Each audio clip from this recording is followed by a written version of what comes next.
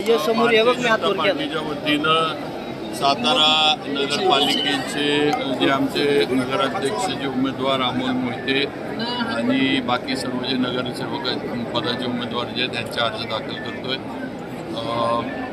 मी असीन, खासदार उदयनराजे असतील आणि जिल्ह्याचे सर्व पदाधिकारी आणि राज्यातले सुद्धा प्रदेश अध्यक्ष, गौरव मुख्यमंत्री देवेंद्रजी फडणवीस, बावनकुळे साहेब या सगळ्यांची म्हणजे जे काही इच्छुक होते या सगळ्यांची आपण तिथं माहिती दिली होती आणि त्याप्रमाणे टप्प्याटप्प्यानं जी माहिती दिली गेली होती त्याच्यावर विचार करून जे काही त्यांचा अभ्यास आहे तो करून आज आपण निर्णय सगळे घेतलेले आहेत।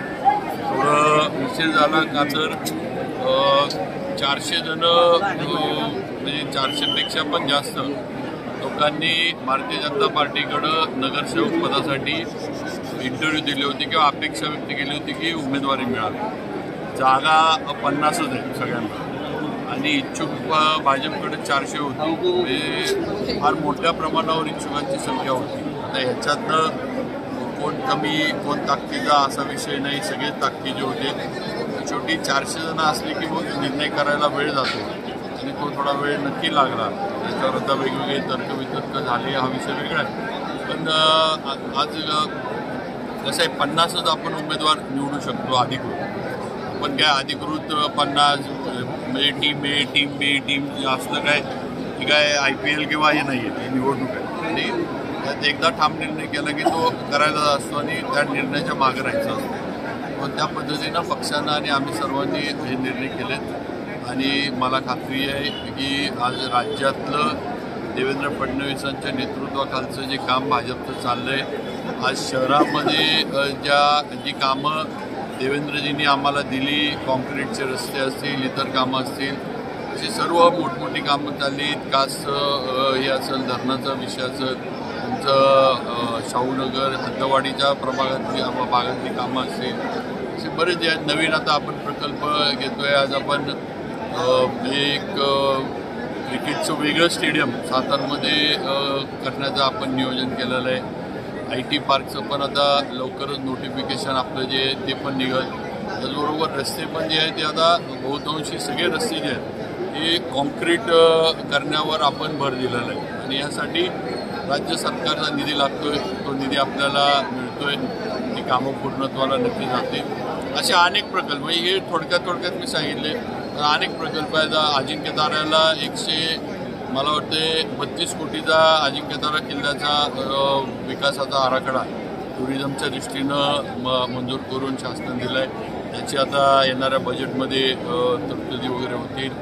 दुसरं म्हणजे माहुलीला सुद्धा आता आपलं ते अतिशय मावण्याचं ठिकाण आहे, कारण आपल्या सगळ्यांचा सातारकर म्हणून शेवट जो आहे सगळ्यांचा माहुली, पण तिथले जे घाट आहेत तसं तारा राणींची तिथली समाधी आहे, त्याचबरोबर तिथलं जे काही सगळी मंदिरं आहेत ही सुद्धा एक रिलिजियस आणि टुरिझम, हे रिलिजियस टुरिझम ज्याला आता म्हणतो आपण, त्या दृष्टीनं डेव्हलप करण्यासाठी त्या घाटांचं म्हणजे आणि तिथल्या तिन्ही समाजात म्हणजे नुसतं तारा राणीचंच नाही, मला वाटते तारा राणी, शाहू महाराजांची आणि तिसरी आपली तिथं जी यांची आहे मला वाटते तिसरी समाधी ज्याचं मला नाव मला वाटतं सईबाईंची जी आहे, सईबाईंची जी आहे, तिन्ही समाध्या त्याच्यामध्ये घेतल्यात आणि असं आपण बरेच मोठे प्रकल्प आज आपण करतोय की ज्याच्यामुळं सातारचं जे आहे म्हणजे टुरिझम वाढावं, रिलिजियस टुरिझम वाढावं, लोकांना सुद्धा थोडं विरंगुळ्याचे ठिकाणं मिळावीत, संध्याकाळी वगैरे वेळ घालवायला, असं आपलं नियोजन आहे। पुढच्या 5 वर्षांमध्ये आम्ही भाजपच्या माध्यमातून अतिशय सुनियोजित असं सातारचा विकास, सातारचे समस्या जे आहेत ते सोडवण्यासाठी काम करू। राजवाडा परिसर डेव्हलपमेंटचा आपण प्रकल्प हाती घेतला आहे। त्याचबरोबर राजवाडा परिसरामध्ये पार्किंगची जी कोंडी होती त्याच्यासाठी सुद्धा जुन्या दवाखान्यामध्ये आपण इमारत उभी करतोय, त्या ठिकाणी आपण मल्टी स्टोरेज पार्किंग करतोय, त्यामुळं तो सुद्धा एक फार महत्त्वाकांक्षी प्रकल्प होणार आहे। दुसरं म्हणजे आपलं शाहू कला मंदिर जे आहे हे सुद्धा पूर्ण उतरवून नवीन अद्ययावत काय म्हणतात नाट्यगृह परत आपण बांधायचा प्रस्ताव शासनाकडं म्हणजे तयार केला आहे, तो आपण आचारसंहिता संपली की पाठवतोय।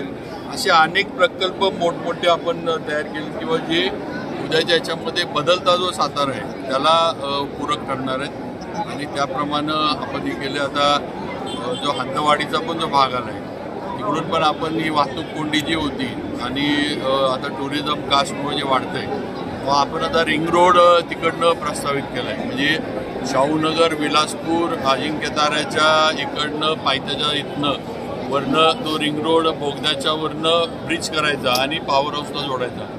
थोडक्यात प्रयत्न हाच आहे की ही जी ट्रॅफिक जी बाहेरनं येते ती शहरातनं जाऊ नये.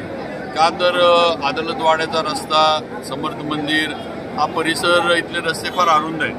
तिथनं एवढं ट्रॅफिक आलं की 3-3, 4-4 तास सगळेजण आपण पण अडकतो, टुरिस्ट पण अडकतात, असं विचित्र अवस्था होती. त्यामुळं हा रिंग रोड आपण काढतोय आणि तो रिंग रोड आपण पलीकडनं मारदरेच्या इकडनं तसंच आपण जुना मेढ्याला जोडणार आहे. असे मोठे ते आपण आता हे काम जे आहे ते आपण हॅममध्ये PWDकडे प्रस्तावित केलं आहे आणि त्याची मान्यता तर शेवटी माझ्याकडे जनरेशन विभाग माझ्याकडे आहे. असे बरेच मोठे प्रकल्प आपण म्हणजे ज्याला आपण पाईपलाईनमध्ये म्हणू असे सातारचे आपण आहेत आणि मुख्यमंत्र्यांकडनं या सर्व प्रकल्पांना 7% मिळेल याची मला खात्री आहे.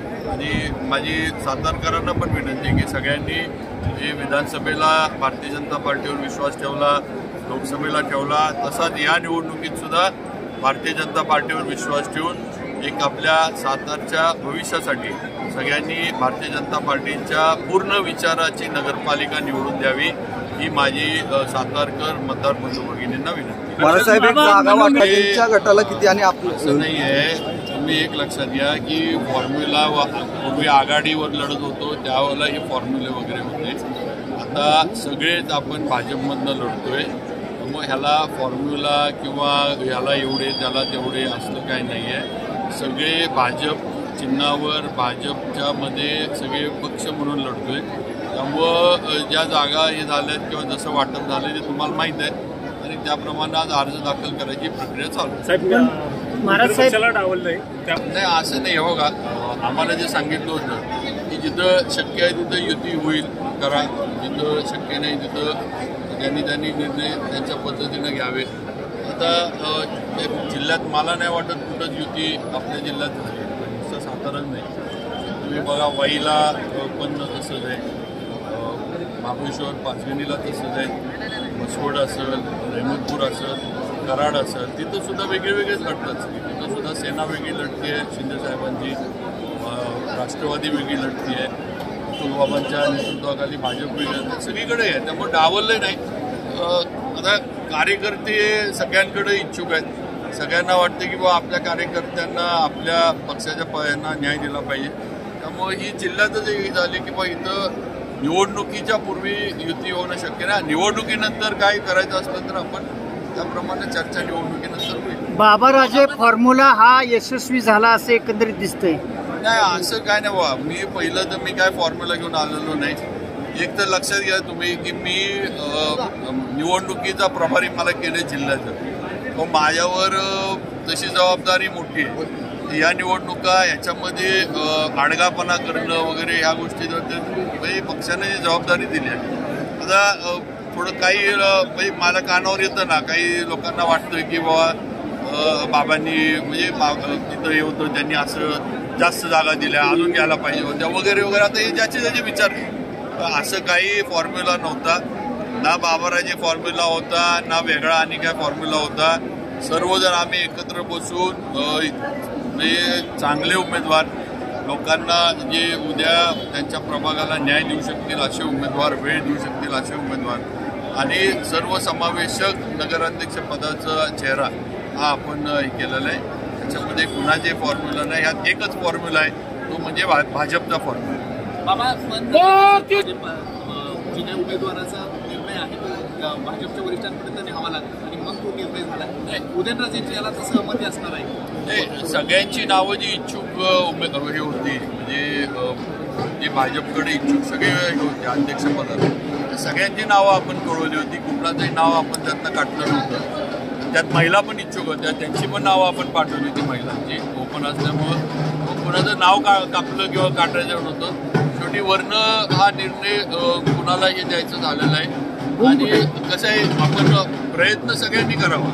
तर एकदा निर्णय झाल्यावर निर्णय मान्य करून सगळ्यांनी कामाला लागलं पाहिजे, हा विषय महत्त्वाचा आहे. शेवटी इथं उद्या नगराध्यक्ष झाल्यानंतर नगराध्यक्ष हा भाजपचा होणार आहे. हा पूर्वीसारखं शिवेंद्रराजेंच्या आघाडीचा का उदयन आघाडीचा विषय नाही, आता भाजपचा नगराध्यक्ष होणार आहे. आपल्याला भाजपचा नगराध्यक्ष करायचा. त्यामुळं पक्ष हीच भूमिका आणि पक्ष हेच यातलं सगळ्यात महत्त्वाचं आहे. सगळ्यांनी पक्षाचा निर्णय म्हटल्यावर मान्य करून सगळ्यांनी एकत्र काम केलं पाहिजे आणि करतील सगळे. थँक्यू. पंचायत समितीचे विषय थोडे वेगळे होतात. जिल्हा परिषद पण आपण भाजपच्या याच्यावरच लढवणार हे तर स्पष्ट आहे, त्यात काही दुमत नाही. पण जिल्हा परिषदला प्रत्येक ते विधानसभा मतदारसंघ वाईज निर्णय उमेदवारीच्या वगैरे करतात ते करतील. त्याच्यामध्ये थोडं आमचे जे सहकारी आहेत महेश शिंदे साहेब त्यांच्याशी आमचं मला वाटतं एकत्र आम्ही काम तिथं करू. तर प्रियाताई ह्या आमच्या भाजपच्या पदाधिकारी आहेत, तर तिथं नक्की आमचं येऊ. जिल्ह्यातील ठिकाणी मी आज तरी जिल्हा परिषद पंचायत समितीला सांगू शकत नाही काय होईल. पण महेश शिंदे साहेबांच्या इथं नक्की आमचं आणि त्यांचं अंडरस्टँडिंग चांगलं आहे. तिथं आम्ही अंडरस्टँडिंग आमचं राहील. बाळासाहेब इच्छुकांची संख्या मोठी बंडखोरी आता होणार का? कशी मनधरणी करणार बाकीच्या उमेदवारांची? बघा, मला एक तर आहे की एक निवडणूक म्हणजे सगळं म्हणजे निवडणूक हा सगळं आहे आणि इथं सगळं एकदा संपलं किंवा एकदा सगळं संपलं असं होत नाही.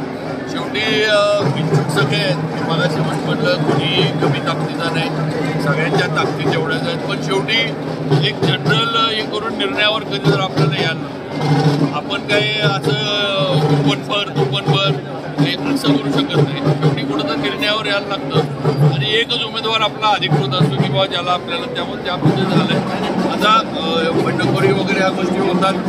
मला खात्री आहे की जरी असं काय झालं तरी त्यांची समजूत काढून पक्षाबरोबर त्यांना ताकदीनं ते येतील. त्यांना आम्ही परत पक्षाबरोबर आणू आणि हे एक झालं. पुढच्या अनेक संधी आहेत, ती काही एकमेव संधी आहे असं नाही. अनेक संधी येत राहतात, वेगवेगळ्या ठिकाणी काम करण्याची संधी येत राहतील. काहींना वाटत असेल की इथं मिळाल्यावरच सगळं झालं असतं, पण एखादं असं म्हणू शकतं की ह्याच्यापेक्षा पण मोठी संधी त्यांना पुढे मिळू शकतात, सांगता येत नाही. तर राजकारणात आणि समाजकारणात कार्यरत राहिलं पाहिजे. तुम्ही थांबला तर मग तुमची संधी गेली. एखाद्या ठिकाणी तुमचं हे झालं नाही तर तुम्ही जर ते नाराज होऊन किंवा थोडा हवाल देईल होऊन जर तुम्ही थांबला तर मग तिथं तुमचं सगळा जो आहे तो अंत होतो. मग तुम्ही कामात राहिला तर नक्की आज ना उद्या संधी पक्षाकडनं दिली जाते. ओके, थँक्यू बाबा.